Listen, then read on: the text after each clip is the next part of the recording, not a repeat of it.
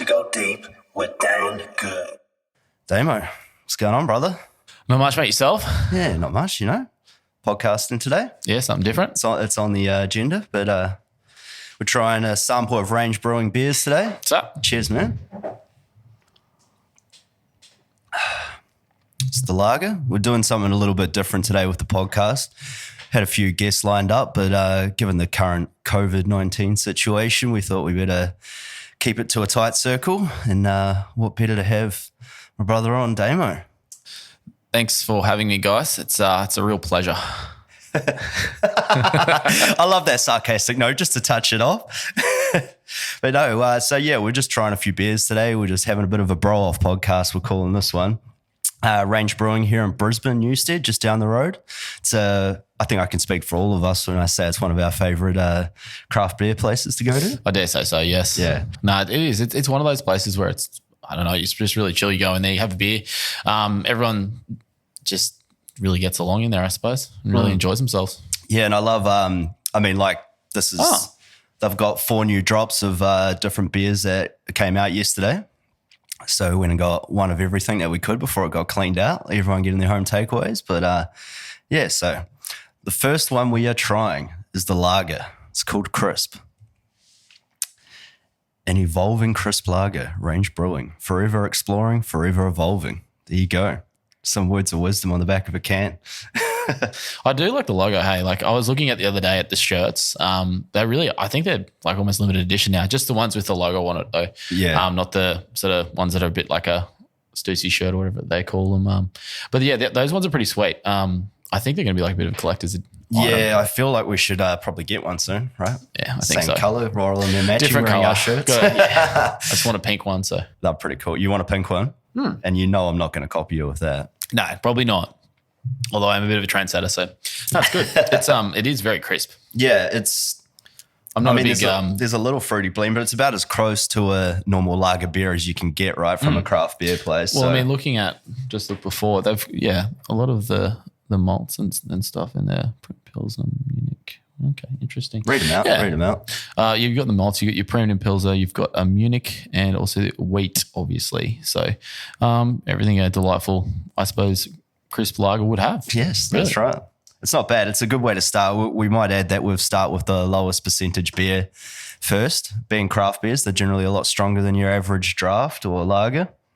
These ones are only 5.1, so that's about as standard as it gets, really. Yeah, but it's a little bit of sort of full strength, but no, it is really good. I know a few people, I think I heard said that it's like, it's all right. But I mean, if I'm going to drink a lager, it's fine. Yeah. I don't have any issues with it. I don't really drink lagers that much anymore, to be honest. I usually, if I did, I'd have like a German one. But yeah, these sort of similar style, I suppose. I'm not that big on like when it comes to, as you know, like I'll just usually drink it. I don't talk about the floral notes and all that stuff. As much as I like craft beer, I'm not going to go and say it's got this and that. Also because I don't want to sound like an idiot because I don't really know that much about it. Exactly what we're talking about, So, more of a consumer than a brewer. Yeah. So I'd like to think that I play an important role though in that sort of production. Someone's got to consume it, right? Exactly right. So just trying to help out. Just keep the system going, keep the machine rolling. But yeah, so it's crazy times at the moment, right, bro? How are you feeling about everything?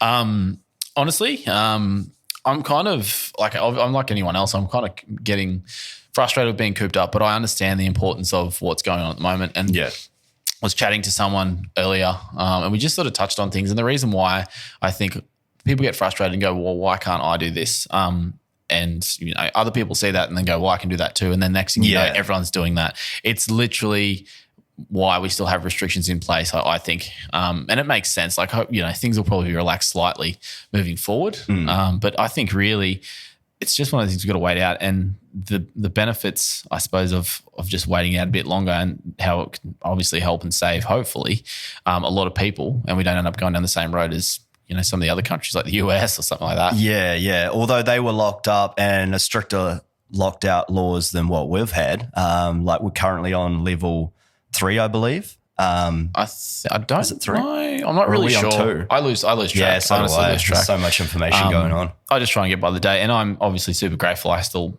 have work, and my partner has work, and then there's a lot of other people who aren't as sort of lucky in that sort of situation. So, and yourself as well, as you know. Yeah, it's quite bizarre, right? Like everything's going on at the moment, and there's a lot of panic, or there was, a few weeks ago when it was first really getting in the mainstream media, and everyone was going crazy about it. But yeah, it's quite. It's weird. It's a weird adjustment because you've got places in the world like the States and Italy and all those other places that are quite heavily affected that are on full stringent lockdown and can't even go out. You're getting arrested if it's that bad. You're seen out a few times in a row. Whereas where essential services are still operating, which is a lot of businesses really that may or may not be essential. But Scott Morrison, Prime Minister, he's kept everything open pretty much, other than. Well, I mean, like they've blocked off obviously bars, restaurants, and things like that, which needed to be done. But it's different because you're working the same as normal, which thankful to have a job. There's a lot of people less fortunate, people losing their lives, obviously. So heart goes out to those people and their families affected. But it's just, there's all this talk and everything's closed, but we're still going to work as normal. The only thing that changes really for us is a lot of it is that we can't go to the gym after work, and you're still there working. You want to go do things out in the weekend because you've been operating as normal, and then that's when you're stuck to the confines of your own home. Yeah, right? I think that's the part that sort of is probably the most frustrating. But yeah, that's it. It feels sort of normal for yourself, and then I suppose it's taking a step back and having a bit of empathy for people and going, well, at the end of the day, I still have my job and I have that opportunity to do things. But I think being out of routine is what really throws people out. But I think so. I've been back in a routine probably in the last few weeks, being able to exercise at home and stuff. So that's been good. Just need more weight. It's just not enough weights around. I think that's one of the biggest things we need to really look at is just fast tracking extra weights into Australia. If we can do that, it'd be great. It would be great. Yeah. And then obviously vaccine, very, very important as well. But come on, bring some weights with us. But yeah, it's been good though. Like lucky, obviously, people don't know, but Damian's a teacher. What are you, deputy principal now, aren't you? More or less? No, just sort of, I'm like a teacher in charge sort of thing. Yeah. So yeah, that's good. And that's sort of like support other staff and sort of still do teaching and a whole lot of other things as well. So and stand in for when someone's away and whatever else it might be. Yeah. But you're lucky enough to drag a bunch of weights out of the school gym and bring them into your It was really garage. awesome to be able to do that. We just kept it on a log and just make sure we disinfect everything before we take it back, which inevitably will happen. And unfortunately, because there's a lot of sweat going on those weights and that bench and everything. Yeah, there is quite a hot workout space in the prison gym. We've been calling it prison gym. Yeah, that's not the greatest.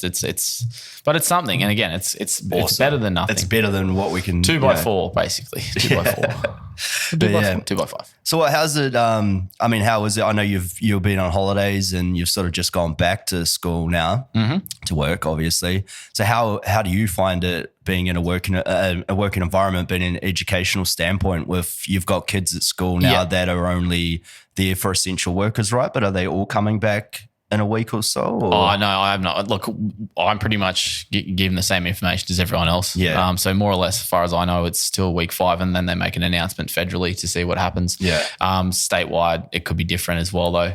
Depends on what they want to sort of do at a state level. But I saw a private school in Victoria is opening up next week, like all their kids back. Yeah, that's just decisions. I think it just depends on the schools and things like that too. And obviously, I can understand from both angles why people want to do keep it so it's sort of like minimize contact, and then other people saying just open them up and pull them back in, and it makes sense in a lot of ways, and then other ways it doesn't. So I just think it's one of those things where you've got to look at it from all angles, and then hopefully it comes to everyone comes to an agreement, because that's the thing at the end of the day. You don't want to. I don't know how to put it, but it's one of those things where no one's ever going to be happy 100%. No. You're not going to please everybody. You never will. No, not at all. For me, I just want everyone to be safe, but at the same time, for me, like I just hope students are still able to access the same level of support from home with online learning and things like that. Yeah. But it can be hard, obviously, depending on all sorts of things like what technology and stuff that students have and their families have available to them. Yeah, because I know there's a lot of like the they're doing like Zoom meetings or classes and things like that, and that seems to be evident all Zoom. around the world. But whatever way they're doing it, but Zoom. Generally Zoom. It's just it must be quite an adjustment for the parents though to basically be coming in as they're kind of caregivers, obviously, and parents number one, but they're actually having to kind of run mini schools out of their own, like homeschooling basically, and keep the kids onto it and entertained. And she said it must be a task. Oh, I'd say it would be. Not that either of us know. But, not at all. I don't have children myself, but I look, it's one of those things too where I suppose it's more being ran, from what I know most schools is there's online learning happening, I think, from school for the students at home. And I think other parts, obviously, the parents need to help. But I'd say it would be pretty hard if you're not used to that whatsoever. And man, some of the stuff that's probably changed for a lot of people who haven't, looked at that sort of schoolwork in a long time, they're probably like, what is this? We've already got phone calls like that. And that's fair enough from the parents' point of view. Yeah, 100%. And that's fair enough. Like I can see why that would happen as well because things change so quickly. It's something that's probably is challenging, and that's probably part of the push as well to have people back as soon as possible. But also, because there is a big part of it. The key part is people missing out on socialization and also actual things that they're doing at school. So it is hard though when you can't go out on excursions and do cool stuff like that, like you normally do out of the classroom. When you do have still students at school. But that's again, it's one of those things. At the end of the day, as long as everyone's safe, it's the main thing. Yeah, no, that's exactly right. Yeah, catch up, bro. Ready to taste the next one. Yeah. It's not bad. That's good. I don't mind it. Yeah, it's quite nice, but that's the thing. All we can do is the best right now. We're all in it together, as we keep hearing on every TV station and advert. And I feel like there used to be an advert before this all sort of went down. I know it is because it keeps clicking in my mind. I'm like, where have they got that from? But I can't quite get it. Yes, we're hearing pay someone now for marketing for that. Keep it. It's like, wow. Well, royalty rights. Geez, that would be racking up now. Not bad at all. I don't know how many times that would be broadcasted around the world. I actually seen a pretty awesome thing just before I came over here. I was looking on Instagram. Just to say you saw, Daniel. I saw it, yeah. On Instagram, the game Fortnite. I don't really play it. Don't really know about it. But Travis Scott and a lot of the rappers and stuff like that, entertainers play it quite heavily. But they did a live concert within the game of Fortnite, and I was watching the video. It was crazy, man. Like they'd done. It was like it was a concert and it was developing and he just came out of nowhere, like within the screen of like what was going on. And it just looked awesome, man.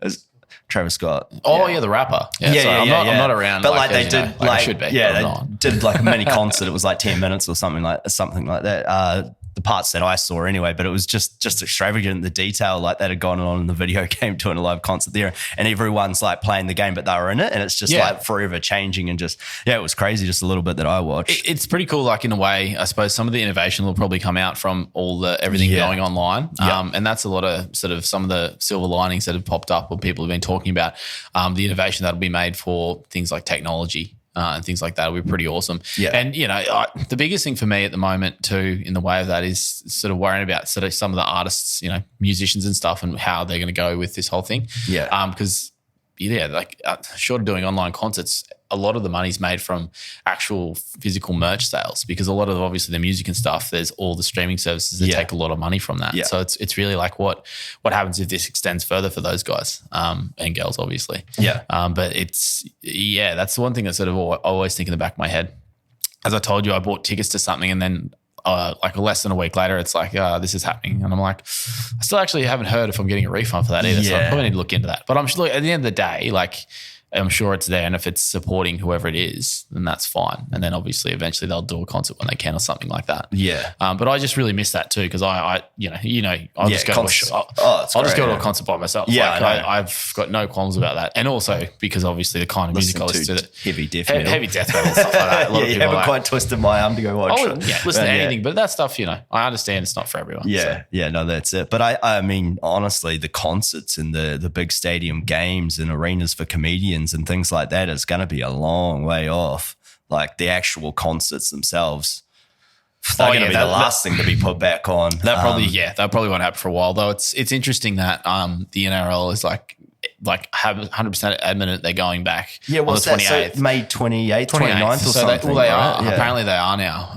And it's interesting because every other sort of sporting body and that's just like nah. So yeah, they probably don't have much really in the way of like choice. It sounds like the financial thing is why they're going back, and it's pretty shocking. Sorry to interrupt, but it's pretty shocking to hear that the player funds, the superannuation fund, being sort of not had any money into it in the last 3 years and stuff like that. Oh, is that? Oh, really? I didn't hear that one. There was some stuff, apparently that was pretty. Why Greenberg's ended up like resigning basically with everything mounting up. Yeah, I think he got pretty much told you go, or we'll make you go anyway. So that's sort of what happened there, I think. But it's kind of.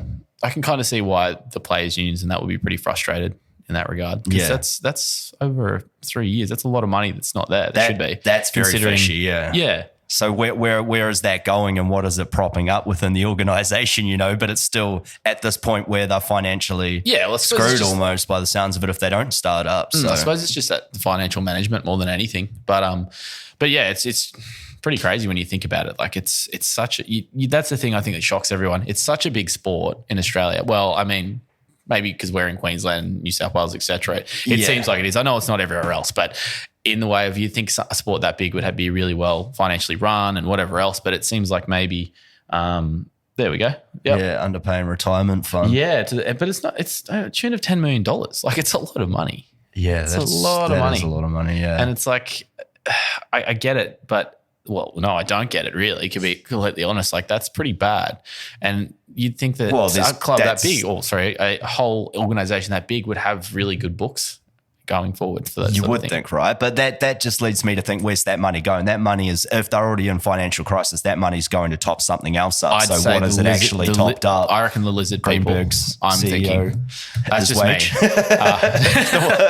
No, I think it's just probably not thinking about it, and maybe just same thing. Too many people, probably are just sort of given. I think that's the biggest thing in the NRL. There's a lot of people who are probably finish the game and that, and they go, here's a job for you. And it's kind of like, are they actually really doing much for the organisation? Like, you know what I mean? Like, some of the guys retire. Yeah. Oh, no, you see them doing like concreting jobs and stuff like that. Even the guys in their NRL at the moment, some of the younger guys, I've seen them on jobs. I've seen them come into work. Like, I think moving forward, it'll probably be a bit more like, and you need to set people up after, because you spend so much time dedicating yourself to a certain craft. And it used to be that it was the same with rugby, which is another kettle of fish altogether. Yeah. But it used to be that you had to work, and you were working basically, and you'd play on the weekends and stuff, and a lot of, with trades and stuff. Yeah, so that semi-professional basically. It was that working class background too. But again, even with rugby, it was like they used to have to do uni, or they had to do something else. Yeah. So it's just interesting how that's sort of all panned out. But in saying that too, in a selfish way,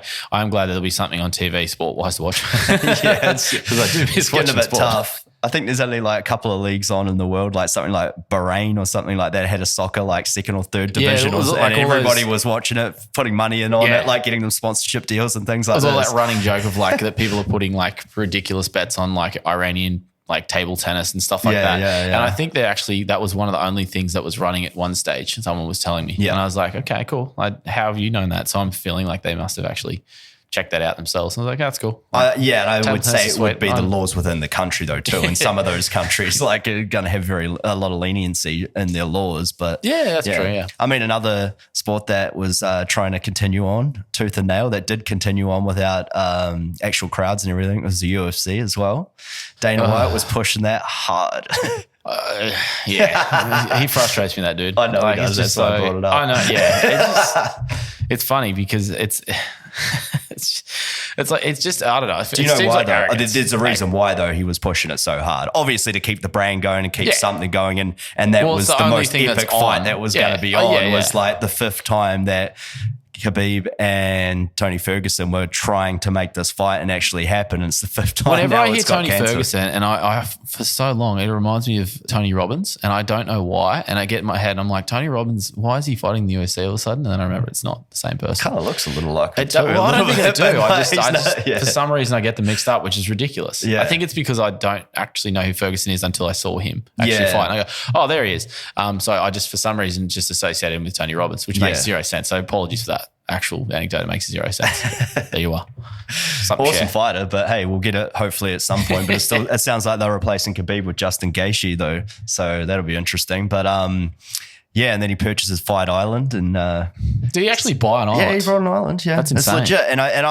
But I'm still not sure if it's going to happen. Like, it was seeming like that was going to be the thing that was going to happen because they can fly the international guys like Khabib, and there's a lot obviously Brazilian fighters everywhere else. They can fly them to that island in international waters and let it. But I'm sure they would have to get a whole lot of The red Simpsons ticket with the tape monkey to get knife in. fights in international waters, except actually, it's like anything. It's like Mortal Kombat, man. It's like all those things. It yeah. is. It's like someone says Shang Tsung's Island or whatever it is, where he gets them all. That's pretty much Mortal Kombat. in a nutshell, Yeah. That is Mortal Kombat, right? They go there and the best warriors in the world face off. Yeah, that's pretty much We're it, sure yeah. there's a new movie getting made about that. That'd be pretty awesome. I think everyone's had enough Mortal Kombat for a while, mate. There hasn't been a Mortal Kombat movie for like 25 years. Yeah, but you're not Easy. going to beat. What one was it? First one. Well, there was only There's one. been a few. There's been Annihilation. There's been. Yeah, that was the main one though, right? Yeah, Like, I liked as a kid. I was like, yeah, this is the coolest thing That ever. was And as awesome, an adult, man. I I'm like, remember that's a that. terrible movie, but I'll still watch it. Yeah, it's kind of like when you watch. It's the characters though. You're like the it's like Karate Kid. Well, it's You know like what I mean? DC and Marvel too. You're attached to the characters and the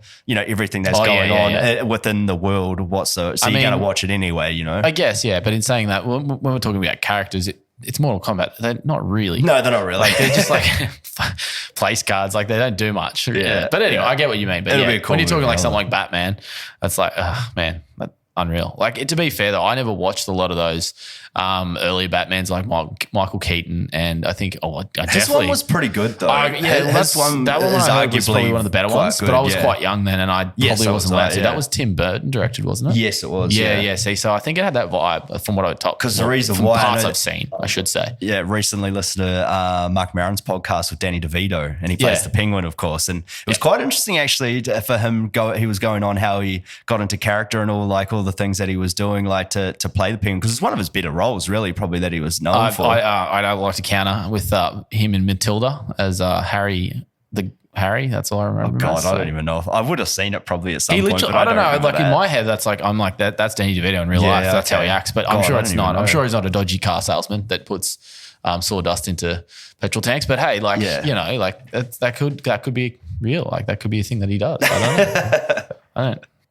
But yeah, it's an interesting thing. But going back to that UFC, what was actually happening was why he was pushing that is that they recently signed that deal with ESPN. UFC, so ESPN recently got the TV rights, right? Yeah, and okay. Well, that makes sense. They had to make something like there we are. Something like There's Tony Robbins. They had to get a certain amount of money. Is he lightweight? Sorry, I'm just they had to get a certain amount, light heavyweight. That is. Lightweight. They had to get a certain amount of money in before the end of April or something. Because to satisfy like the ESPN deal, like because there's a certain amount of money that they have to make every month or whatever to justify to go to ESPN and everything to having it on the fights on there. So money rules all as always. Apparently, well, that's so far what I've got from money. Yeah, UFC's $750 million deal with ESPN. That was back in May 2008. So that was a while ago. Yeah. Is it up for renewal or something? What's that? That's is that why? 2018, that says. Yeah, but is it up for renewal? Because that's no, it's just because it kind of kicked over and it was the first few. I mean, it's only probably been maybe 3 or 4 months on ESPN, but they just have to make a certain amount of money. I gather it's from pay-per-view sales and ticket sales and things like that. Whatever. There must be something in the deal where they have to make about X amount, which is probably very achievable for the UFC to make for ESPN. Yeah, well, it's pretty and then much, they get paid and it's pretty much this generation. It was something like that along those lines. Yeah. But yeah, so I mean, I'm keen for Fight Island. I think that would be awesome. Then we'll see fights every weekend, hopefully. But you can only imagine what would go down on that island, though. And people trying to infiltrate. God, they'd have to have an unreal amount of security to try and it'd be like a real Survivor, like an actual real Survivor. Imagine that, hey, like they go loose. Survivor UFC. It's like woo. But it's man, it's like. It's weird when you go out on the streets and things like that. It's kind of like The Purge, that movie where they're like just out. Did you see someone? It was one of the countries, I can't remember where it was around the world. They had like a siren for everyone to go in. Like they must have had allotted hours for you to be out, and then you had to be in your house in isolation at a certain point.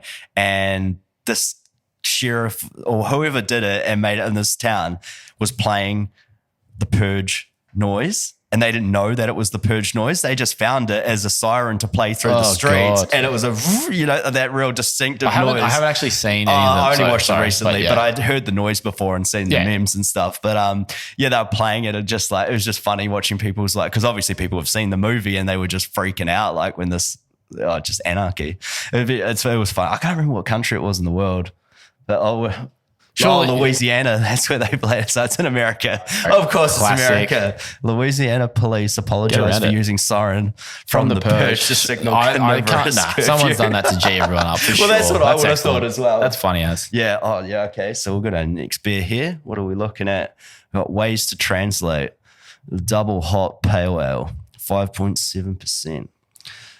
A double dry hot pale ale loaded with cashmere, Cairo, Syrah, and Simcoe. Okay, I don't even know if I pronounced any of those things right. I think it's cryo. Cryo? So Yeah, quite it a is new cryo. hop, I believe. Yeah. Yes. Oh, so that's their motto, Range Brewing, forever exploring, forever evolving, which is why they have so That'll many explain beers. some of the, obviously, beers are pretty sort of experimental in some ways. Yeah, Like one of the other and ones their on the heavy lineup. turnover as well of beers all the time, which is magnificent because they're all damn near perfect. Jeez, man. No, I won't say that Intense. too much. No. They're excellent though. They are excellent. Definitely. We'll see what this one tastes like. I really should have given you that one. No, that's all right. At least it's not Stitch Up this time. Like your last pour. Jeez. Oh, yeah. My pour. All right. I like their other cans though, where they've got the emblems like the little Viking cartoon characters and things like that. It looks like they moved away from that a little bit. It does, right? They've which done is- it with the blueberry sour and a few other Maybe drinks. that's meant to be for more core range things. That might be it too. I'm sure if you ask them, they'll tell you. They're very friendly more people. frequent brewing. Yeah. But also it could be that their packaging is limited at the moment because of times. Yeah. Possibly. But could be maybe that they are going away from it because I've seen I don't less know. and less of it. I like the art design. I think it's cool that it's cool, It's yeah. just very it's unique. Ways to translate. Yeah. It's tasty. It's a bit of a more fruity smell to it. Oh yeah. And taste. Oh yeah. Definitely taste. Definitely, yeah. Very hoppy. Yeah. Yeah, you can definitely taste that double hop. But it's Right. nice. Yeah, I it is. like that. That's a good sessionable drink right there. Yeah, very nice. Obviously we drink Delicious. mainly the IPAs a lot of the time, the Indian Pale Ales, but Yeah. I do find these like you can have a few more of them. You know, when you get down that rabbit Yeah, hole with a few well, IPAs and your they're a tongue bit starts heavy. to feel Yeah, a that's bit a bit heavy like, and you need water and yeah, it's after yeah. about like 6 or 7 of those, you're done.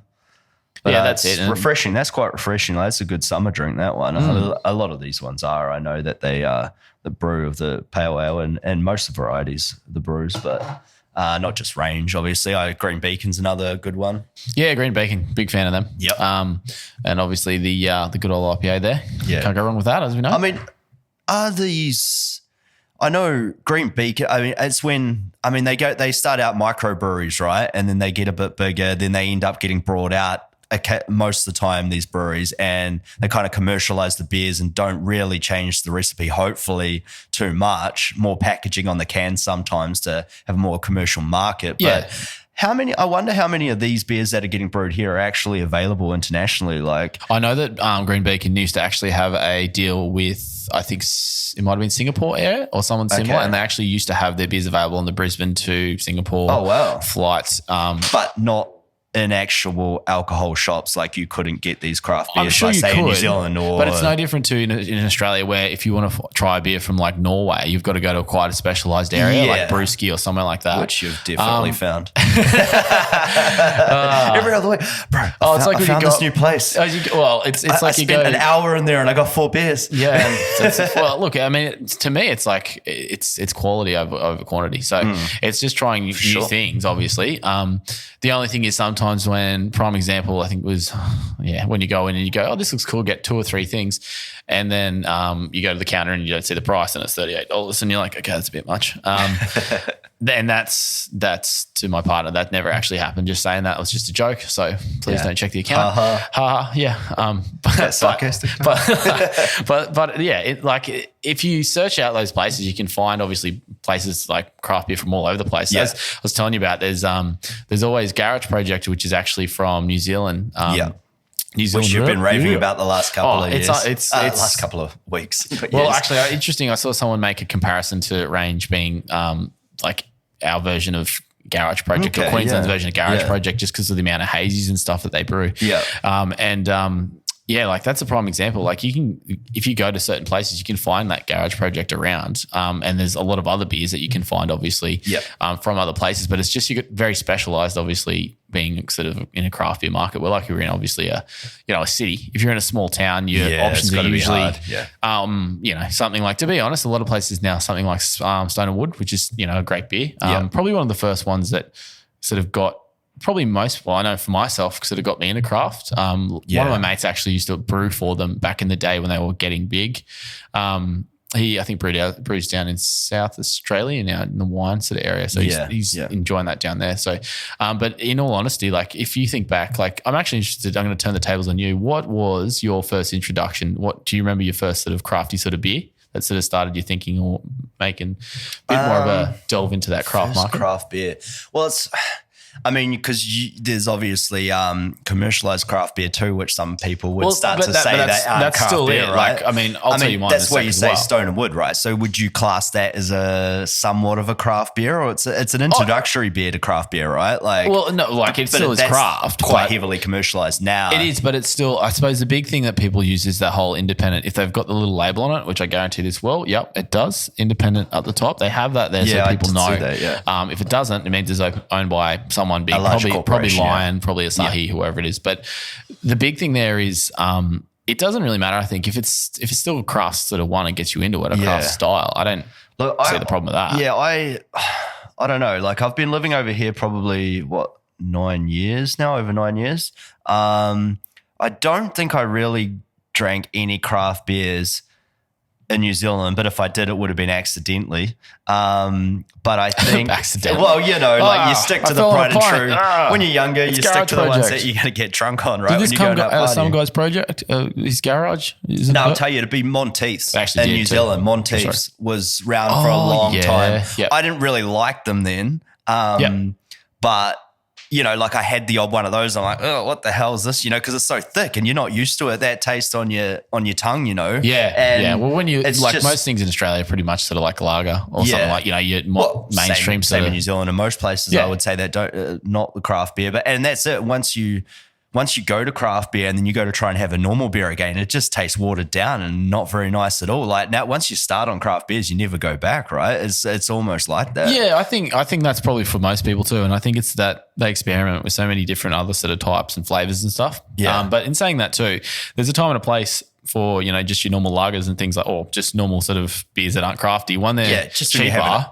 Or just to have and you want to have a couple and you got to drive or something like that. Yeah, or something like that where, because that's the thing that's probably a little bit of a lot of the hops and everything else like that and everything else is added to it. It generally, for whatever reason, I don't know much at all about brewing, but they're usually preceded by a high alcohol percentage as well. Which than like whatever else. So you couldn't just have sort of like a 440 can and then drive a lot of these things. Unfortunately, a lot of these craft beers, which you find, and it's matched with the price obviously as well. Because when I first started, I would have had those back in New Zealand, but probably I would have been introduced to craft beer. I would say more so you would have shown me, you would have introduced me to the craft beer world.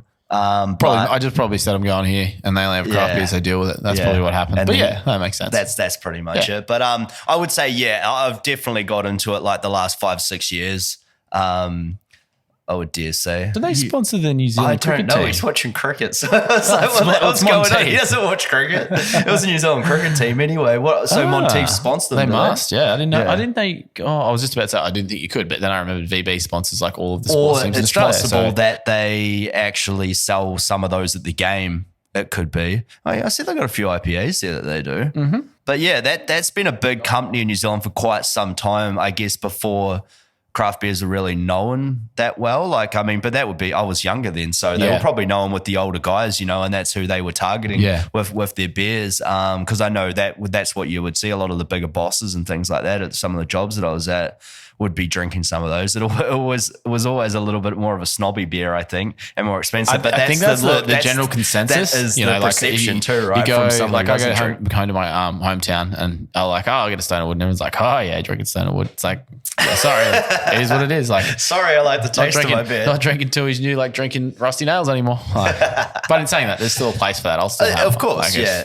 It's but yeah, once I started tasting them, obviously, yeah, the percentage in alcohol, you notice straight away there's a lot more, and also, yeah, the price, but they're a lot more pleasurable to drink. You know, you're drinking something crafty, right? You're drinking something that actually evokes a lot more taste, your senses and your taste buds as well. Yeah. And I think another thing too is it's sort of starting to, even though I said before, there's higher like alcohol percentages in some of these beers, is that it's crossing over to a little bit more, as I said before, quality over quantity. And so what you're getting there is people who are probably, you know, might even be binge drinking as less, or it might actually be decreasing binge drinking somewhere in you know, like Australia, and it's actually getting people to enjoy it for the actual flavors, as opposed to just, I am drinking this just solely so I'm intoxicated. And sculling it, yeah. Which you do a lot when you're younger, if that's your objective. Yeah, well, mate, we've all done that. It's parties, man. It happens. It does, you know, but it's just one of those things, I think, where the best stuff is sort of now coming out of Australia, I feel like, anyway. That before it used to be that you'd have to, like, there wasn't a lot of beers that, you know, it'd be like America. So like the whole West Coast. There's a lot in America though. Like when I went over there, I was blown away. But now like here is like, and New Zealand and a lot of places have really thriving scenes where they could rival. Like I remember it was not that long ago, and I had a beer from America.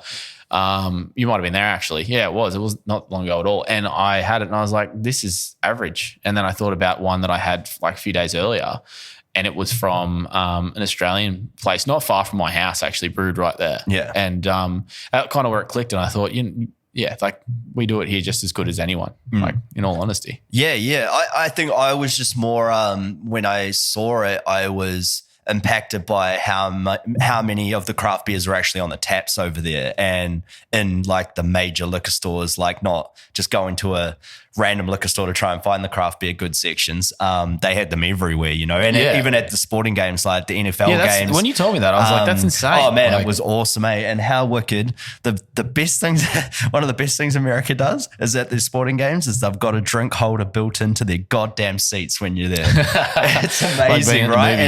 And it can hold a can, because straight up the IPA that I was drinking at that, what do we go watch? We went and watched the LA Rams.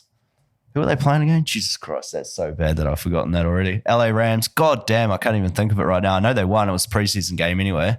But yeah, I drank. They had the big can. It was like this, but is it Stones IPA? Stones, yeah. Stones, it was like that big, and the drink holder could straight up hold that. No worries. Like, I mean, obviously they're promoting a drinking culture there at the games, but I just thought it was great, because how many times do you spill your goddamn drink at a game, or someone knocks over your little stupid plastic cup set up that you have under your seat or stashed or whatever. It's obviously here in Australia, it's obviously owned by contracts from really big brewers, and that's why you don't have that variety. But obviously over there it's a bit different, and also the fact that you have, it shocks me that you can get craft there. It's nuts. Like at an actual game, that's the coolest thing. Oh, it was brilliant. Yeah, like not being forced to drink one, or they normally have a selection of maybe 3 or 4 beers if you're lucky, and they're always the light ones, and they're always the ones you don't really want to drink, or they've got some spirits and things like that, which is pretty good over here, because I don't remember them really having spirits too much at the games over in New Zealand. Of course. What's that? It's like the Tooheys. God damn, I can't remember. Who did we? Oh, Denver Broncos. That's who they were playing. God, I can't believe I forgot that. Here we go. Denver. But yeah, it was good. It was awesome seeing that, and being able to drink an IPA and going to America and just enjoying everything. It's how good. Yeah, that'll be a while off, eh? Probably. Especially after how much money I spent there. But yeah, it's always Gebby from that. I'm like, man. Well, I've been to Europe though. Europe was sweet. Really enjoyed that. And I was lucky when I went to Europe that the dollar was really good. So, and obviously just complete different cultures. And the craziest thing is because it's also interconnected. You go from literally like 2 hours and you're in a completely different culture. Especially when you go from somewhere sort of into the sort of the more Eastern countries that still have that Slavic influence. That's pretty cool. Like, and just the complete difference in architecture and stuff like that. Obviously after, World War II and everything else. Man, I so want to go over there and experience that. It'd be amazing though. Yeah, it is. It's really cool. Yeah. And that's Well, gonna be it's like anything. Yeah, probably not a wild food do that. So Yeah, I know. It's definitely hang tight. next on the list. Mate, you've got to worry about getting home and seeing your folks, mate. That's what you got to do. Well, I would have been there 2 weeks ago if it wasn't for this thing going down. So that was the other way it obviously affected me traveling. Yeah, wanting to go see family and friends and everyone and catch up. I think it probably won't be too much longer, and you might be able to head over. Maybe from New Zealand to Australia, they may have something going on. Which I've heard talks of. Yeah, I've been having international travel, but as of international travel for the rest of the world and going everywhere, that's going to be rough. Well, lovely in the winter too. Lovely in the winter. Oh, you went in the winter, right? Yeah, and that would be very. It was really cool. Yeah. We went to. I'm just thinking back when we were in Salzburg, which is Austria, and we were walking down the street on the way home, and obviously being winter, it gets dark quicker. Yeah, and it started snowing. Walking down the street with the lights just coming on, like the lights. It was really cool because at that point, I don't think Taylor had seen. No, she'd seen snow. Yeah. I think she had. She hadn't been to the snow, I think, at that point. So I think that's what was said. But there's something else about fresh snow and not having to go to a ski field to go and see that. It was quite thinking of it there. It was actually really cool because it was like, as I said, like the lights, just flickering on. It was like dimly lit, and then it started snowing, and everyone's like, "Yay!" And I'm like, got the little bouquets. And me being the humbug, like, it's cold. Let's get home. It's so cold. But what about Europe then? What would be your top 3 places that you actually visited and top 3 things you actually did there? Well, I think for me, definitely Germany. I only got to spend a little bit of time in Germany. Yep. And we were in Berlin, and that was just the history of World War II, obviously, the monuments, just everything. Very haunting, if you will. And obviously one of the things that I think that everyone probably needs to do at some point, if they have the opportunity to, that is. I think, what was the other one? Prague. Yeah, Prague was really cool as well. Just as I said, like just the difference in architecture and stuff, you can definitely still see the Slavic influences there. It's really cool. Yeah. And I really enjoyed in Italy was Florence, Firenze, I think they say. I'm not very good with any Italian. I did Italian in year 8 actually at Come si chiamo Damian. So that's about all I know. But Come si chiamo Damian. Come si chiamo. My name is Damian. I believe that means Sounds I probably like you're butchered trying to it. say something else. No, definitely not. I hopefully didn't butcher that, but I'm sure I did. But no, I really enjoyed it there too. It's just the food and stuff's unreal. It's so good, and it was just, everyone was really cool. Like, I just enjoyed the place. Yeah. But yeah, definitely those 2 places. And Germany is just very, like, same thing. Everyone's just really polite, and everything was sort of very, very organized. Oh, man, okay. I've never been somewhere so organized. When you come back to Australia, and again, absolutely love Australia, but you go to, things for public transport, or probably more Brisbane, but things aren't turning up on time and things like that. Everything was always on time. Everything was there. Sometimes it'd be there earlier. Nothing like not Japan levels of like, crazy. Yeah, I've heard that very efficient. Yeah, Sasha was telling me how they're very organized. It's Japan's another one altogether. But Oh, there we go.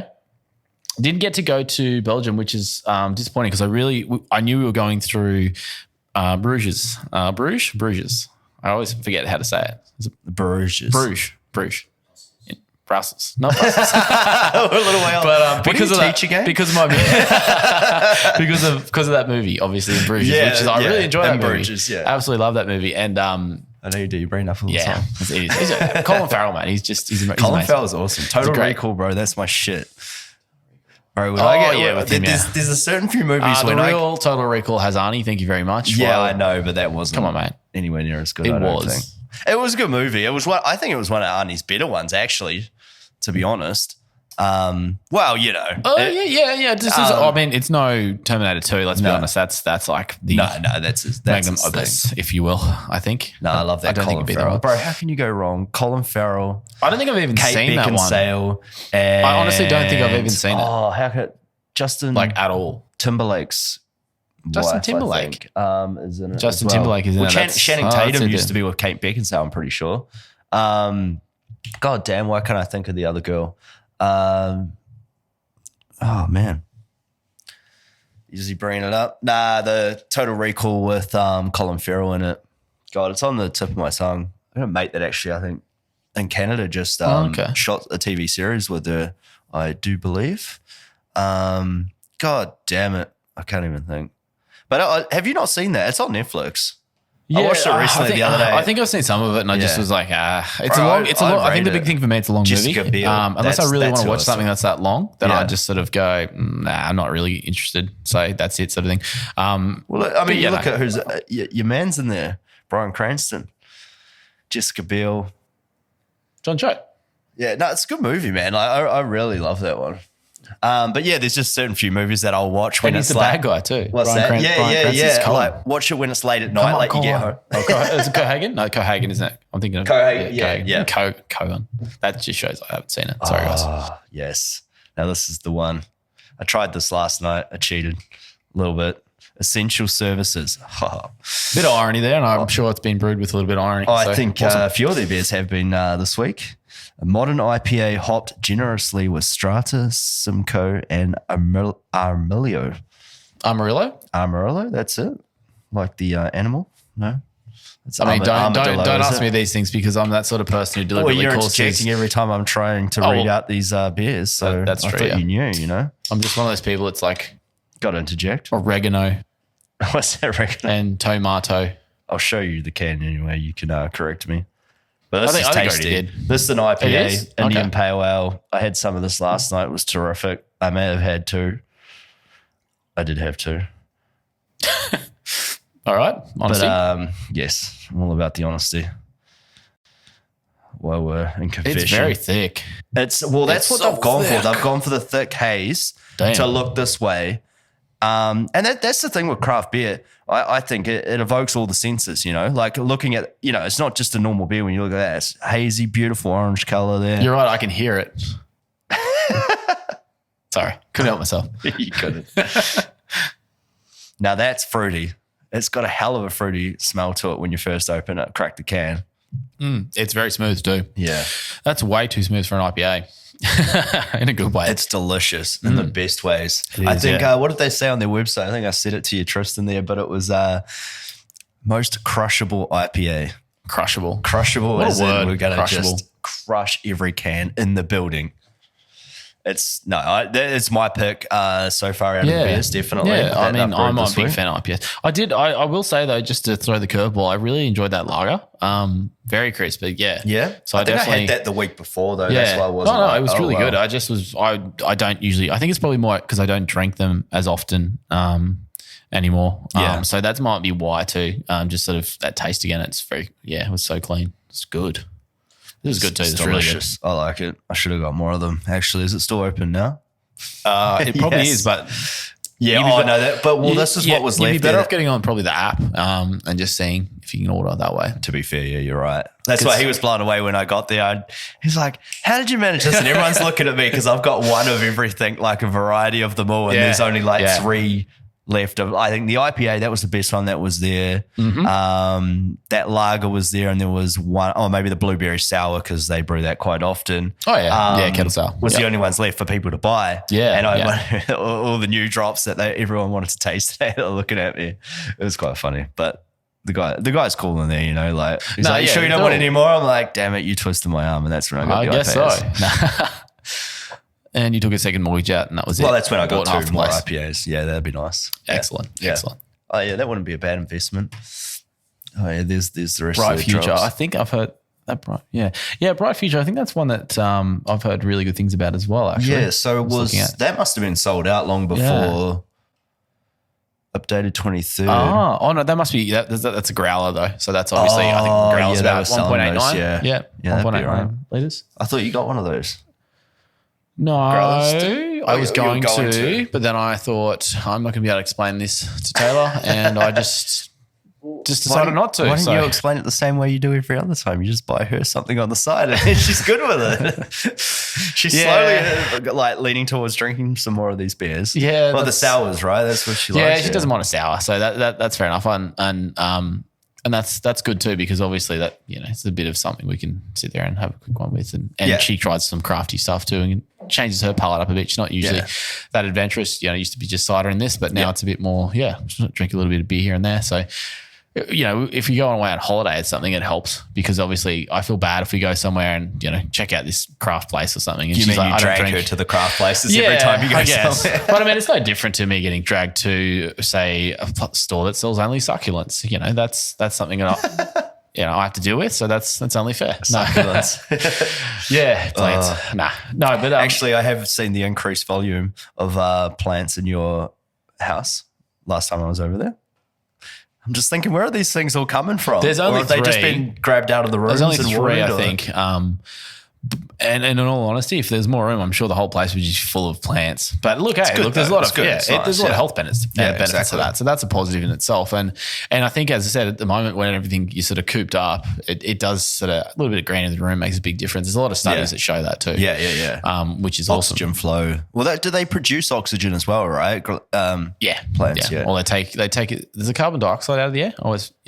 Dude, honestly, and they're full of chlorophyll. So that's great too. It's a really good thing. So why do you even know that? That's my question. Because I think back you in looked science, it up and researched it. No. I think it was like back in science. For some reason that was something I remembered. That information. Yeah, it just stuck in my head forever. That's crazy though. Like, did this soon? I and also Billy Madison, that was part of it too. Yes.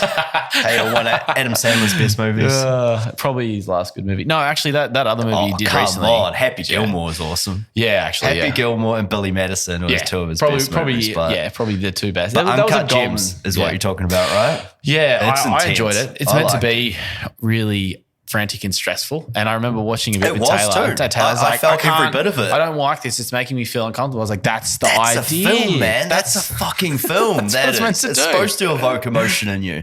It's supposed to make you ask questions and wonder what the hell's going on. Yeah. That is an intense movie. I've only watched it once, and I watch most movies that I watch and I like at least 2, 3, 4 times, but at least twice. And it was so intense that I'm not ready for it yet. Like I'm waiting. I reckon in the next few weeks I'll probably watch it just given the current climate of the situation. I've watched everything that's out there. Well, actually, completely off topic, but I thought it was interesting that they put Contagion on the other night.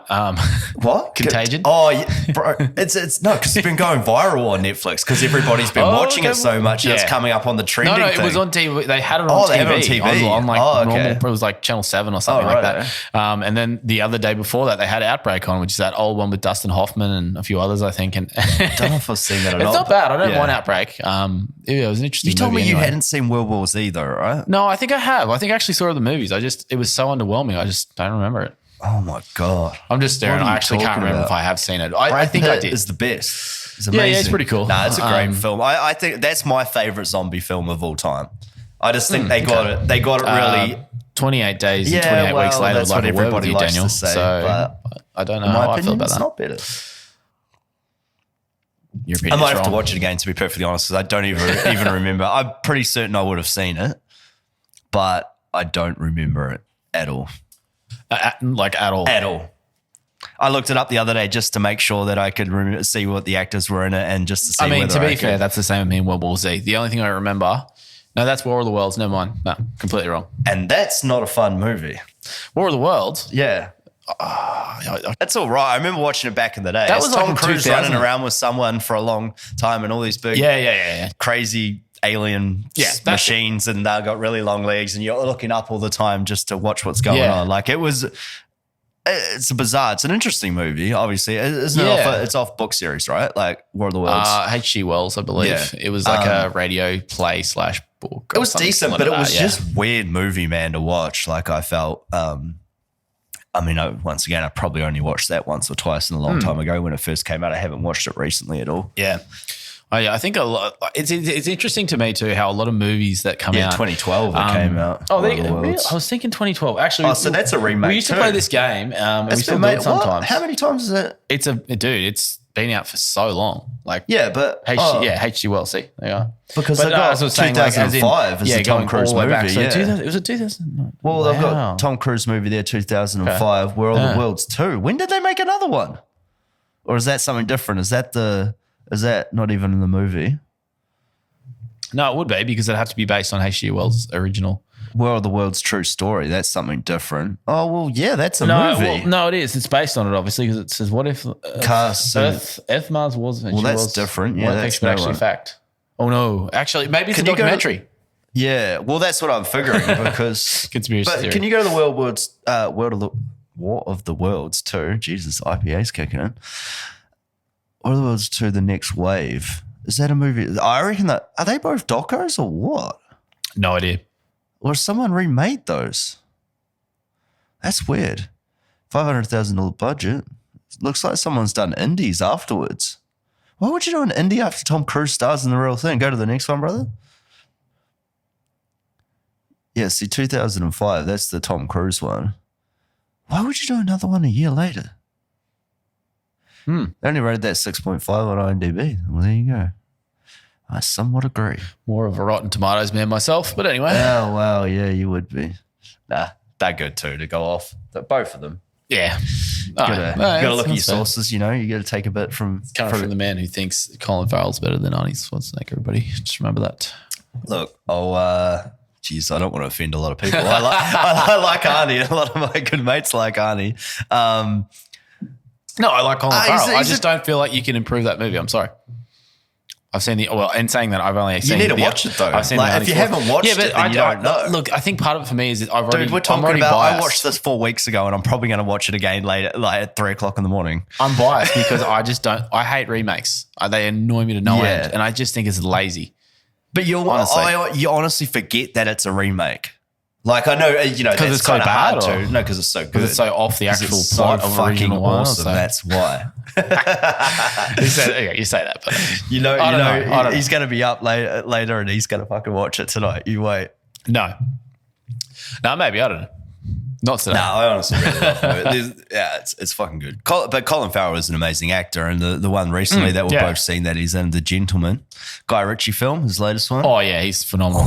Yeah, that's a good movie. That's a really good movie too. I really enjoyed that. Movie. Yeah. And watching the old mate that you love, playing a bad guy once again that doesn't usually play it, Hugh Grant. Oh, he's brilliant in that movie. He's a slimy. I know that's his character. We literally just had a conversation, and that's the thing about a good movie. It's like that's the thing about a good movie. I agree. He feels slimy. That's what he's meant to be. Yeah, he did it right, and that's why I don't like him. Nah, it's good. He's just he's such a slimy character, and it's quite funny watching. But that's part of it too, where he gets his come up and at the end. Yeah. So and that's No, it's I honestly didn't think it was going to be as good as it was. I think for me, though, why it was so good is because there was absolutely nothing to do when I was in Perth, and it was New Year's Day, and it was so hot that there was somewhere to sit that was aircon and watch a movie. Yeah. Even if it did cost me, I think it was $30 a person. What? Yeah, it was That's pretty ridiculous. It wasn't gold class either. But it was the only thing that was open because remember, New Year's Day. Yeah. Not thinking things through sometimes when it comes to booking certain things. But hey, that's life and you live it. So yeah. That's right. Exactly right. But yeah, great movie.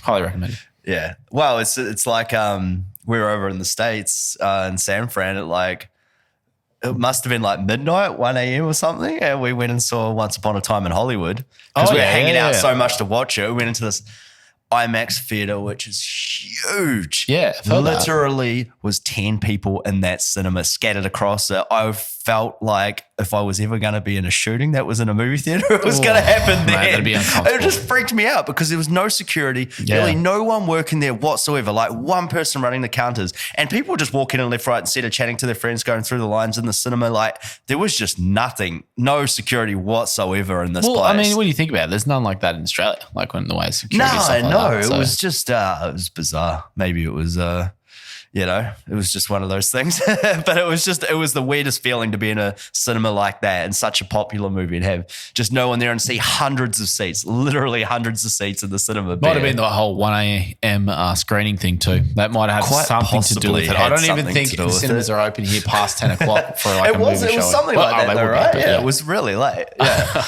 Because we just had nothing to do at that time. We're like still up. We're like, let's do it. Let's go watch it. Why not? No, fair enough. It's good. Oh, there you go. See, that's how huge cinema are. That looks like a stadium. Is that the one that we went to? Is that the exact looks like a stadium too? Yeah. AMC Metron 16 in San Francisco. Or a nightclub. It literally looks like a nightclub. Bro, and that's the thing, like, you know how like, obviously everyone sits way up What is the interesting back. though is those seats don't look near as comfortable as any of the cinemas over They're here. like Which is loaded up weird. on springs, man. You sit on them and it you go zzz, and you go right back. It's a weird feeling, and you get out of them and you almost launch out of the seat. Like it's old school, but it's new. Like it's just, but it's IMAX, if you know what I mean. Like they have their own sort of seats. They have their own, like layout of everything. Also, IMAX actually, well, who is IMAX anyway? They're like... Well, it's a certain chain of cinema. Yeah, okay. I'm thinking of something else. But I think because they like cinemas different ones have great screens or sound or everything like that, whereas that one, it's got a fucking ridiculously big screen. Ridiculous. Too big, right? When we were watching it. Yeah. It was just, it was insane. Like, cause you honestly, how they had the big ones that they stretch out? Like over here, they got like a stream screen, say in Stafford, which is the one that I like because they're great, but it opens up that extra bit, but it's like proportion to the room. Yeah. With that thing is just huge, man. And you're trying to watch each end of the screen. Like you're going to miss something. It's that big. Yeah, that's where too big. It gets to the point where it's not really practical. Hey, like you've got to look at two sides, pretty much. Yeah, it's like that with TVs too. Though, people get like you go into a room and people are used to it, but you walk in. Sometimes you sit down, and you're like, this is uncomfortable. This doesn't make sense. Like it's way too big for the size of the room or for how close everything is to the actual TV. You know what I mean? Yeah, like it's got to have the right layout. Big believer in that when you're watching a film. I don't like anything in the way disrupting the screen, people talking, anything. We know how you are. You know I'm a cinema snob, man. You know how I do. I need to be eating only raw salmon while I'm watching. You can only crunch several times. Don't eat with your mouth 3 open. times, no mouth open. All the lights are off. Man, do you know? And a glass of red wine. Going back to the COVID. Yes. Going on at the moment. So I read some interesting things today. I looked at the stats first thing, and the one thing I want to say is there's been a few things been told recently, and a lot of people posting that I see on social media about Sweden, right? Yeah. So Sweden basically had everything opened up and operating. They had no isolation, really. From what I understand, no real isolation or anything like that in the country, and they were saying they were doing really well. You see a lot of people saying, well, we did it wrong. We panicked. We shouldn't have closed up everything. We shouldn't have done this, which I might add, we haven't closed up everything like the majority of the world, but this being in Australia. Yeah. But Sweden has spiked in their numbers. I was looking at it today. 17,000 there confirmed. But what I found very interesting was the per capita. If you go jump on that link, bro, that I sent you, you don't have it? The link that I seen today, like the average per million is where, because I was trying to look at the per capita statistics, because sure, you can see how many actual cases. If you just go on Google, bro, you just jump on the main Google page, and you know how it comes up. So on your phone, it drops down. It has a drop down menu that says COVID updates, and you just go on that.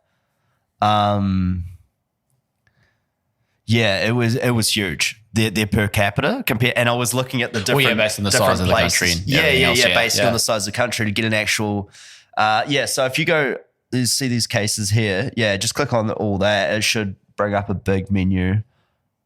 Oh, interesting. I haven't seen this. I try not to read. No, neither do I. But just for the purpose of this, because I knew we'd be talking about it. If you scroll down a little bit, bro. So we're just looking on Google. It's the Google news feed, but it's updated all the time. I believe they're getting the stats from Wikipedia, but it's a closed Wikipedia that no one can actually go in there and manipulate. But obviously different results are coming in at all different times, and each country is releasing their statistics, whether they do properly or not, which when you go down there and look at China right there where this disease allegedly came from in Wuhan. Look at their per capita per million. 60. So they're saying that they have 60 cases per 1 million people. Yeah. Which is ridiculous. The United States tops it, obviously. With, do they? No, they don't. Sorry, they don't top it, but Spain they have a large Spain amount. Does, yeah. Oh, they've got more. Yeah. But Spain, interestingly enough, they were going on about Italy all the time, about the most deaths, but per 100 million in the cases, they have about 3,200. Spain 4,600 cases per million, and States 2,800. And then you look at China where it came from, and they got 60 per million, which I think is the most ridiculous results in there. But can you scroll down and just go to Sweden, because that's the one that I was looking at today. That's it's really jumped up, and so look at that. It's quite a lot for that. They've got, I think it was 10 million population in Sweden, and they are looking at that. They have 1,700 per million in capita, and that's jumped up a lot. You go down to Australia, it's about 240 per million. But there was countries that I honestly haven't even heard of that have got a ridiculous amount. And they'll obviously be third world countries and things like that really don't have the infrastructure and anything like hospitals and everything to go off from. Yeah, look, a lot of that will probably be underreporting because it's just not I mean, there. you know, So- like that you can take as a grain of salt, really. But Also, it's an interesting read. I had a good friend who's been back recently. He was actually traveling all through Asia, got back, and he literally, this is all going down. He likely got back before all the restrictions came into place, and he's just been isolating wherever it was. Yeah. But he had to go and get tested just in case anyway. And he was like, it is the most uncomfortable thing ever. So, because it's a proper swab, it goes all the way through, basically to the back of your sort of sinus cavity. Oh, wow. It's like I've seen those like that big. Yeah, they've got 3 different size swabs, right? Yeah. And based on how fat your head is, so I'd probably need the biggest one, which would be just intense. And you definitely need the biggest one. So let's hope that doesn't happen. Yeah. Well, they've got other tests where they test for the antibodies. Like they can take some. I think it's just drip a bit of your blood, or I think it's the blood on some sort of. I can't even. I'm not fucking science. But they drip it on this sort of transparent pad, and it goes a certain color, and it shows how many antibodies, whether you've got the coronavirus in those the antibodies in your system. Then it tells you that you've had it at some point or you have it now. You know, and other easier tests that I know a lot of them are doing in the States for around $200, rather than the sinus swab things, which are the official ones. You know that the nurses and everybody are using, like doctors and everything. But yeah, so did he got swabbed then, obviously? Yeah, and he just sort of said his words. His words were, if you think you have it, just isolate for a good 2 months, because he goes, it's not worth the test, and at least in 2 months you should be fine. I was like, okay, dude. That's reassuring. No, I think he was just being a sook, but I was just like, well, that's what you get, mate, for going on a holiday for 3 to 4 months overseas, and we all have to sit back here and toil. And and did he say, I'll take it? Yeah, I do. 3 months I do feel for him though, because he went on that holiday and he was meant to stop in. Not go back to, but go to Germany, right? Go to Germany from, and obviously, and they were going to live and everything, and now that's probably on. Well, that's however long. Yeah. So it's not something to be taken lightly, I guess, to be honest. Well, do you know what? The other thing that I found out in my research was that. Did you know that India has actually had their own strain of coronavirus actually mutate there?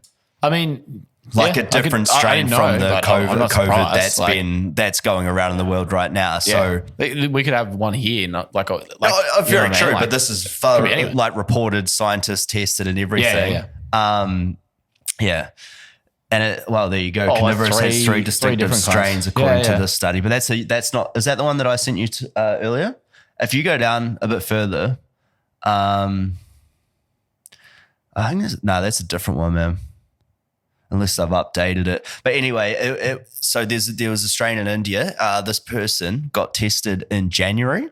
So they say, people were freaking out about this thing.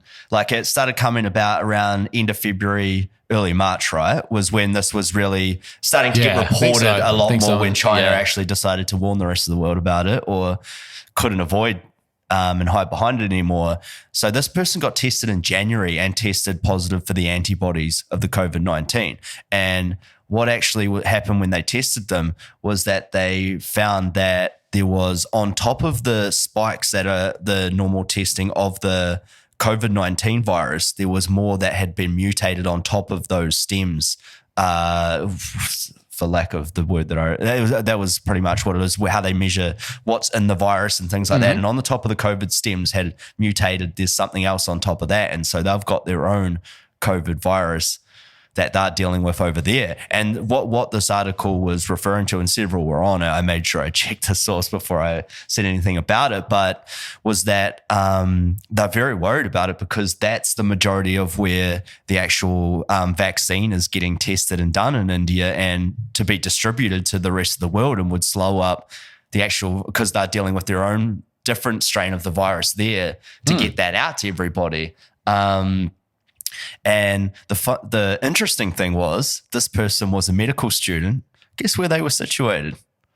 Wuhan, China, where this is supposedly all developed Are you from. getting all conspiracy theory on me, Daniel? No, it's been reported, man. Like it's there, but that's what I mean. That is the conspiracy of it all, is that it happened to be that this was a medical student in Wuhan that got that and was tested in January about it all. And there's been numerous articles and reports of it, probably not in mainstream media, that this was around a long time before everybody was going on about it. There's been links to it being around in December. I'm just going to say though, you got to remember, there's always an agenda push somewhere from somewhere. So for me anyway, like for sure. I don't usually, I try not to read. This is why I try not to read too much about this stuff in particular. There's so much garbage going around at the moment. Not saying this is or anything like that, but if someone's trying to draw or push an agenda to try and cause some wedge between people and things like that, that can also be a big thing too. And I think, to be honest, can you bring it up? Is that the article? Keep going. Sorry, man. Is that the article that I sent you? Well, can you go to the just click on it and just go directly to the link, yeah, because that had everything that I was talking about, so people didn't think that I was just full of shit. That's the only reason why I wanted to back up the credibility of it. But it's all, yeah. So this is the Tech Times website, techtime.com is reporting this. But there were several other articles and several other websites that were doing it. This was just the best explanation that I found when I went onto their homepage. But yeah, if you go on the homepage, it'll probably be all the other things that have popped up. It was more where I directly was and found it through Google and everything. But anyway, that's all right. I basically explained it, but it had I think there was something like 80 different places that were actually trying to develop a vaccine. And at this point, India was one of the major front runners. That's why they were so worried about this thing popping up. And that they actually had 3 that were in clinical tests at the moment at that current time. So yeah, that's about what you're working with the rest of the world. Because I know there's a virus, I think is in play here, a vaccine, sorry, not a virus. The virus is at play, but the vaccine was being done in Australia as well and being well through the tests. So yeah, but that's what they were fearing, that this mutated version of the virus is going to slow up getting the vaccine and getting it to everyone, so it wouldn't be till like next year. But I know there's been updated things, and they're saying later in the year there's going to be the vaccine and everything like that. So be interesting, but there'll probably be a while, to be completely honest. I'm not that obviously around, like I'm not a doctor or anything like that or know much about vaccines, but probably be a while before I think that will unfortunately come to fruition in the way of actual sort of vaccine or something like that. Yeah, for sure. Well, so look, I suppose vaccines normally take years to come out. They have to be never created one for a coronavirus, as far as I've been told anyway, which does mean much. And they have to have human trials and tests and know that it works for different situations. But at the end of the day, it's one of those things we just sort of got to roll the punches and try and make sure we listen to what we need to do. I think the majority of people are doing a good thing. They're taking this for what it is. Apart from all the people that keep going, the goddamn beach is just open. Go for a swim and then just go home. It's not hard.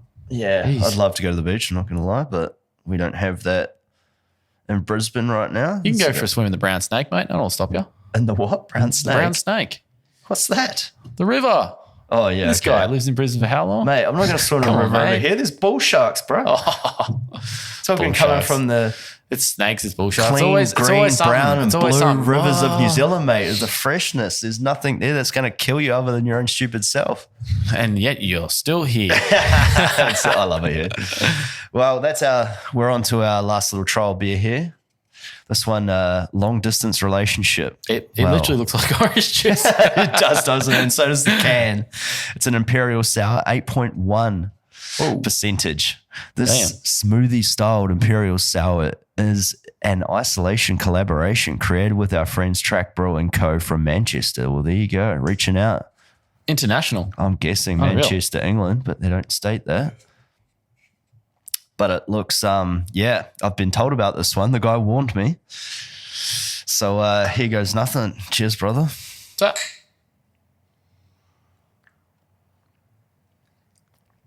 it smells sour. It tastes sour. Oh, my God, that aftertaste is terrible. It's not like Dude. it's not really for me. But in saying What is that aftertaste? I think Oh it's my probably God. the because obviously it's going to have lactose. Sorry, was it lactose? I've always hate it's what they put in yogurt. I can't say it right now. I got to say, I'm not a huge sour fan, but that's Yeah, it's probably just one of the lactose in ones general. that Yeah, that's what it is. Yeah, I thought it was going Oh to say. my God. It's like got a smoky taste on the tip of your tongue at the end of it. It's weird. A little bit like that. Yeah, I think that's probably to do with possibly something to do with the. Yeah, I'm going to say with the lacto. Yeah.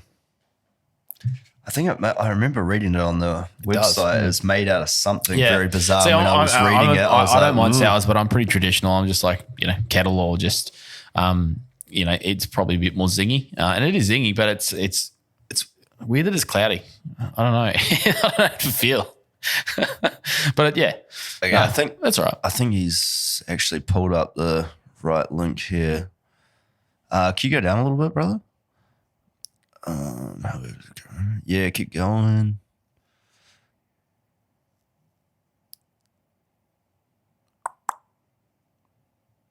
Keep going down. You just stop. Yeah, I'll work for the other answer. Yeah, that's a lot of reading right now.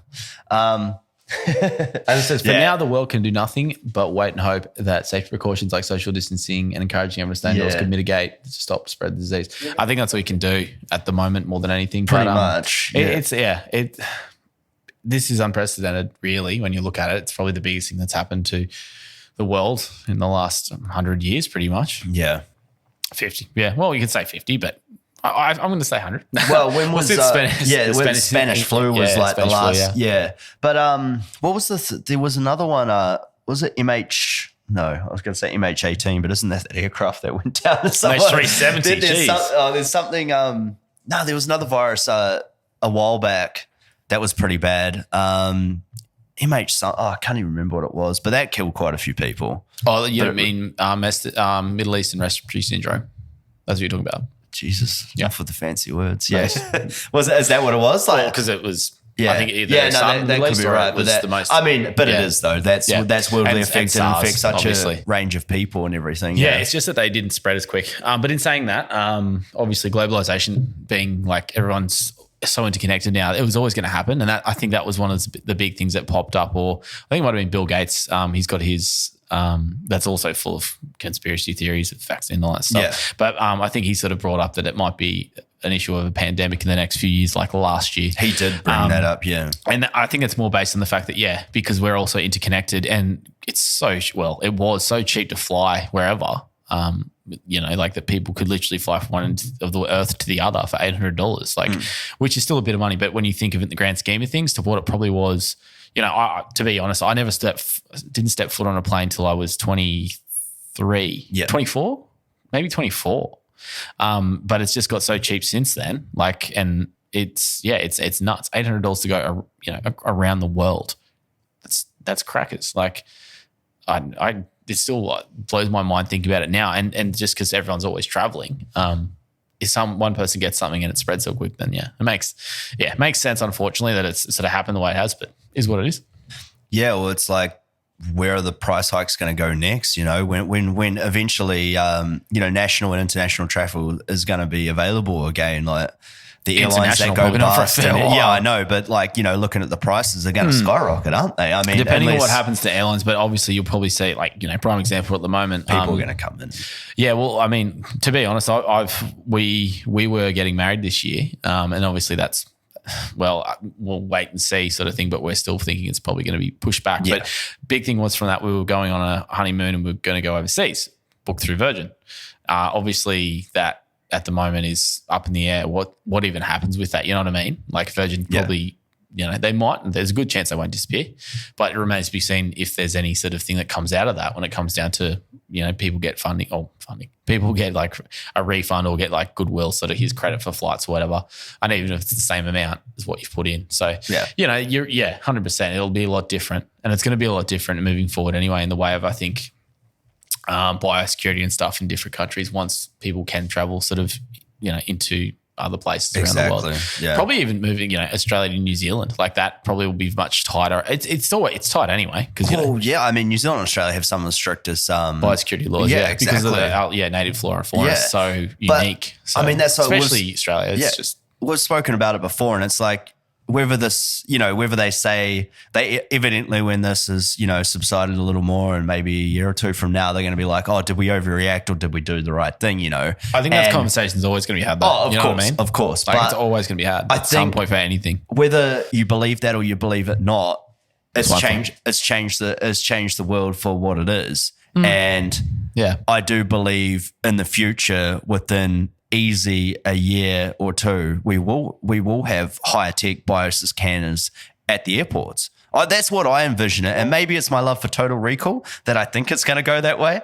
But I do believe that that's what will evidently happen. You'll be walking through something like the metal detector, but it'll all be in one. Metal detector, bioscanner, and also obviously, how they whip some people with the bombs thing. Like, that'll all be in one unit and it's going to scan you and see where you're at. I know nothing about medical tech, but I thought maybe one of the most basic things I might do is just like a full body temp thing. Maybe something like that'd be probably something that you could probably be knocked together in the next year or so. And that can be knocked together I mean, that can mean a lot of things. But in saying that, like when you do the X-ray tech stuff, that usually is a body heat scanner as well, isn't it? So, I mean, again, I don't know much about medical tech or what sort of certain things they need to look for when it comes to sort of viruses and stuff. So whether that would be effective or not is another thing altogether. But it might even be that when you go to a new place, you've got to isolate or whatever it is, like, or if you show symptoms.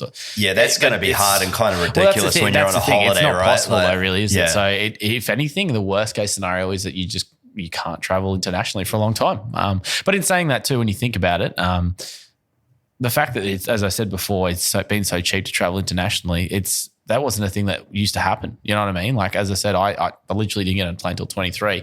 I'm sure that, that's not probably normal to most people. Well, then again, no, it is. I mean, like from being like, we're both from small towns. Like, I'm from a smaller country, obviously, but man, a lot of my family haven't traveled before. Like, for the first, even my parents, like, were the first times they were traveling. I think my old lady went for my cousin's like wedding in Fiji or whatever. It was like the first time out of the country or what have you. And other than that, them coming and visiting me in Australia, like living over here, it was like, like it was pretty new for me to go like traveling as well. I mean, some people travel frequently. When I come to Australia, I realize how many people go like, Bali, Thailand, and traveling all around the world because it's a lot like more accessible from Bali here. and Thailand. It's like, well, those places are close, and cheap and they party. But, like it was a new thing for me because my mentality was like, that wasn't the normal thing to be doing, for your holidays. Your holiday was within New Zealand, maybe the occasional overseas trip laid down the track. Go down the coast. It was like 2 hours from where I lived, and that was it. And it was, probably obviously money related too, but more to the point was domestic holidaying was a lot more frequent because it was so expensive to travel internationally. Exactly. I think, and that's obviously changed, but who knows? It could flick it back the other way. And to be honest, it's probably not a bad thing because it's only recently I've sort of went to more places domestically. And it was also because it was cheaper at the end of last year. And I realized how much good stuff there is that you haven't seen yet in Australia or, what's around us as well, even just around in this area in Queensland itself. There's a lot of places that are just absolutely breathtaking that you probably wouldn't know about because you go, oh, cool, it's cheap to go here. I'll fly here. You look to the international straight away. I think it's because it's like, it's in my backyard. I'll see it whenever. But you never get around it really. Because it's the same with me in New Zealand as well. Like there's so many beautiful places to see. New Zealand's a lovely place. And I've like gone to random places, but I've never gone for like a whole New Zealand trip. It's something that people do when they go to New Zealand from overseas and they do the whole trip. And it's like, you never really see your own, like a lot of people never really ever see their own backyard, never alone, out of their own hometown or city, Just so as well. Like, but I can, that's the thing. Most people just go to capital cities. I'm not much different. Like I was, born and raised in a smaller country town, but even if I think of the most places I spent more time in, it's probably still capital cities when it goes to new places, even in Australia. It's, I suppose it's just because of the connections being such a big country, but only having sort of not as much transport between each other unless it's flights. And then, so it could change things like that. It could be a lot more domestic. I think anyway, for the short term, there will be a lot more domestic tourism, which is a good thing, obviously, because at the moment they'd be struggling, the poor guys. Yeah, that's right, yeah. But yeah, like it's such a weird, like just thinking, like I was literally like at a wedding or something, I think a week before it all went down, and people are like, oh, what about this? And everyone's like, oh yeah, like classic country attitude. Nah, it's all good. And then it was like, oh yeah, you can't leave the state now. You can't do this. So, you know, the hard thing is to not being able to see family and stuff as well. That's a big thing that I think is one of those things that you kind of probably appreciate a lot more once you don't have the access to it. But in saying that, you obviously being here, family being New Zealand, that's something you deal with quite often as well. So, you know, like I always try and think of other people and think that it's, you know, the grass still is greener, so to speak. Or also the glass is half empty, half full. Well, it's half full. You know, at least I have family here. I will eventually be able to see them. Other people don't have that. You know? So exactly. That's the thing I think you got to always remember in these situations. Again, easy for me to say right now, but you know, because I still work, I got everything else. But yeah, I think that's what helps me really. And these sort of like when it's like this. And it's just sort of everything's sort of unsure and your routines are out and stuff like that. It makes a big difference just always thinking about other people as well. Yeah, no, exactly. I mean, I know it's a crazy time right now and there's been a lot of negative things happen and a lot of people in less than fortunate, you know, circumstances. But what positives do you see for yourself like coming out of this or that you're seeing at the moment? Probably more of just an appreciation in general of again, like what is around me in the way of if we're looking like geographically, obviously family and stuff, like I've always really cherished that, but that's something I think even more now recently. You really sort of realize how important it is. Well, sometimes it'd be like, oh man, I got to drive like 2.5 hours, 3 hours. Yeah. And I will always hate Brisbane traffic on a Friday afternoon, but I will brave it, obviously. And I feel like I'm like, yeah, it's not an issue. Like I can just deal with that. Yeah. That and also just understanding that, you know, like I suppose how we've lived such a comfortable life, I suppose, in Australia. A lot of people have for so long that it's like this is a bit of a wake-up call to be like, okay, well, these things like this can affect you. You think that I think a lot of people get complacent and go, I live in this country and I live in a place that's really safe and that. And a lot of people get complacent, but also entitled. And they just feel like, that doesn't affect me. Prime example was the previous sort of things, pandemics that popped up didn't really affect Australia. Yeah. And now this one has, and everyone's like losing their minds. This is crazy. And we haven't really been asked to do anything too hard. It's just like, not really. Stay inside, don't do this. Yeah. And we're all still sort of, it's more of an inconvenience than anything. Yeah, and it's not an much that you inconvenience. can really complain about. We've got like some of the best, if not the best, healthcare in the world, and that's why we're doing this, to make sure we don't overwhelm that, because we still only have a finite amount of beds and things like that. Yeah. And other countries don't have that at all, and they don't have people or a government even that was really willing to sort of make those proper decisions to keep everyone sort of safe and healthy and not overload hospitals. Yeah. As much as, not the biggest fan of the current government and like that, like that's the thing. We still have a lot better than most people. Yeah. And a lot of countries do. So Yeah. Yeah. I mean, I think the positives that I've seen, honestly, is just people are just more genuinely wanting to connect again. In a day now where technology just takes over everything and we have this little screen in our hand constantly that we're fixed to, basically. Or people just watching podcasts, just not paying attention to anything around them.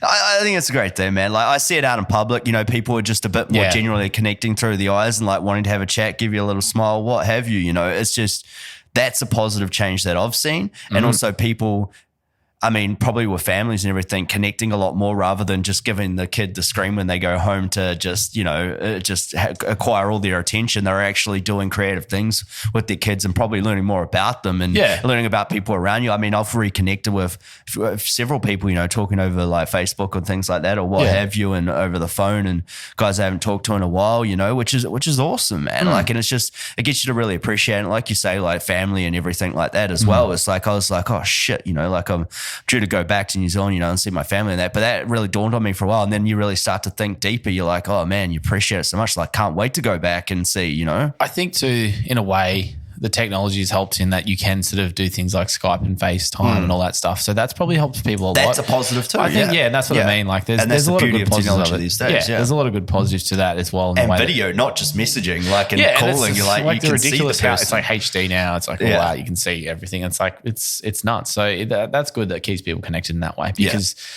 Yeah, the biggest thing I think for most people is that connection. So I really feel for people, like I said, who are, like might be an elderly widow or whoever else, and they're struggling for that connection. So as I said, if people can, you go, go say hello through the door, whatever it might be, that sort of stuff. Like that stuff I think makes people's day. And it's the little things like that can sometimes make someone's day, from like being just like, oh, there's nothing going on, no connection, to cool. You know, like that little thing. So it's always, that's one thing I've always thought about. Like it's the same with anything. Like when you go out and when you talk to people or whatever it is, just even smile and stuff like that makes a big difference. Yeah, and it makes a huge difference to them as well. Like you can see it light up their day. They may be living by themselves. They may not have any family and friends around, as well. And you can just see like just that hello or that little chat from a safe distance can also do the world for everyone. But I've even found it like even people that I work with all the time as well, they're just that ever so slightly more genuinely wanting to connect and like sitting there to have that conversation while you're working, and then you carry on, and it's like before, when you just pass it as like a fleeting moment and like, okay, cool, I'm on to my next thing. That didn't really affect my existence, if you know what I mean. Yeah. You're stopping and you're thinking and you're seeing and you're letting things come to you a little more, like, than you generally would. I just think, it's an interesting time, and I hope everybody values like each other and their time and their connections with people a lot more, because this lifetime isn't guaranteed to all, and not for a long time either. So you got to make the best of it while you can, and these things certainly put everything into perspective. 100%. Do agree with that. Yeah. Sorry, I'm just self-reflecting.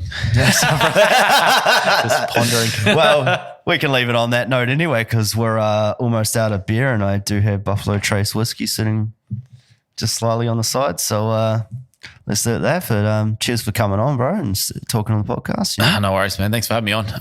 It's been a blast. Yeah. Would you like to leave any note for the people? No, just look after yourselves and everyone around you, especially how things are at the moment. So if it's just a smile or say hello to someone or give someone a wave, whatever it might be, just do that. And I'm really thankful that we are in the position we're in, and also that I'm lucky to be in the position I'm in as well. So always remember what you have, and always remember those around you as well, I think is really important. Yeah. And value that. And know the value in it. Yeah. Because we can definitely take things for granted so easily in this day and age. You have that many distractions on around you and caring about yourself, that it's like, it's good to look out for once, and if that's what this thing has allowed you to do, your life's going to be better for it, as bad as it is at the moment, and as negative as you can take it if you want. There's certainly positives to see in this whole situation. Live your life better and live your life to the fullest, and cherish those ones around you, loved ones. Righto. Cheers for coming on, brother. Bang on. No, appreciate it. Cheers. Cheers, T. We're out. Woo. Did it. Another episode. I'm pretty sure I was getting a little bit tipsy towards the end of that one. It was all good fun. And if you liked it, well, we might start doing a few more of those in between the usual interviews. And guys, I love and appreciate you all, especially for listening to this podcast. It means a lot. And if you want to show us a little bit more love, it'd be great if you could subscribe to the YouTube channel or follow us on any of the other podcast platforms that we have this on, or the social media stuff. Going Deep with Dan Good on Instagram, and Dan__good for my personal account. I know it's pretty tough times at the moment, guys. It's easy to dwell on the negative, but you got to stay positive with this. There's always a silver lining in these tough circumstances, and hopefully we can all grow and connect a lot more through this. It definitely, for me, it's allowing me to appreciate everyone I've got around me and the people that I don't get to see and speak to all the time. You reach out in times like this, and it's a beautiful thing. So if you can have one takeaway, I hope you can find that. It's the ability to connect again. And that's what we're all about here. So love to you all, and stay tuned for the next one.